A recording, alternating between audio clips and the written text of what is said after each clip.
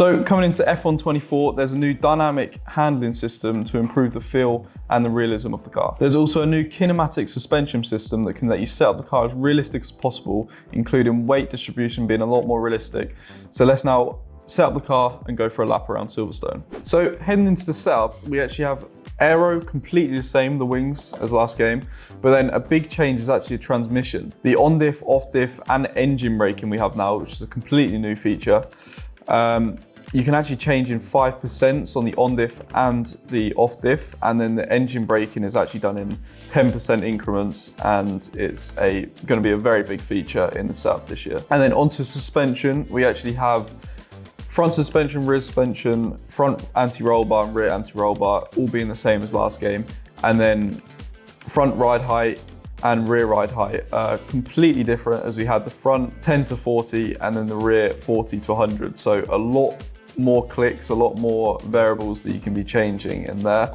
The brakes completely the same, and the tyre pressure is also completely the same. So that's the whole setup. I'm now going to go do a lap and see how it feels. This video is brought to you by Next Level Racing. The FGT Elite Series cockpit is designed to allow you to be in true racing positions for both Formula and GT racing. Its rigidity and adjustability offers a versatile experience for all racers, and the flex-free NLR seat slider enables racers to find their desired racing position. The rig is compatible with a wide range of wheels, pedals, shifters and handbrakes. The Elite Series can also be paired with the NLR Motion Plus platform to provide an even more immersive experience. Combining top-notch materials, extensive adjustability and compatibility, the FGT Elite Series delivers an unmatched, immersive simulation experience.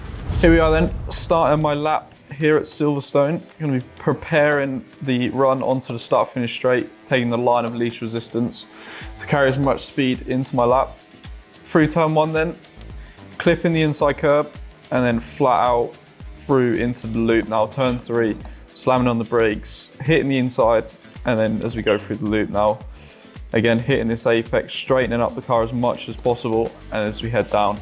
Now up the first DRS straight, exiting the first sector into the second sector now, into Brooklands just after the 50 meters, throwing the car in fourth gear, and then through Luffield, very long, very understeery, get on power as early as you dare, run all the way out onto the outside curb, once again using all the track, as we now head into Copse Corner, flat out in these modern day F1 cars.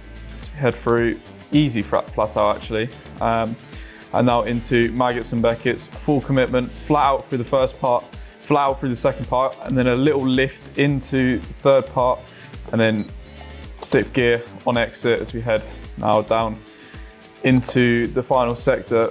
Stoke on up first, very high speed, throw it in, clip the inside, and then use all the track on exit into club.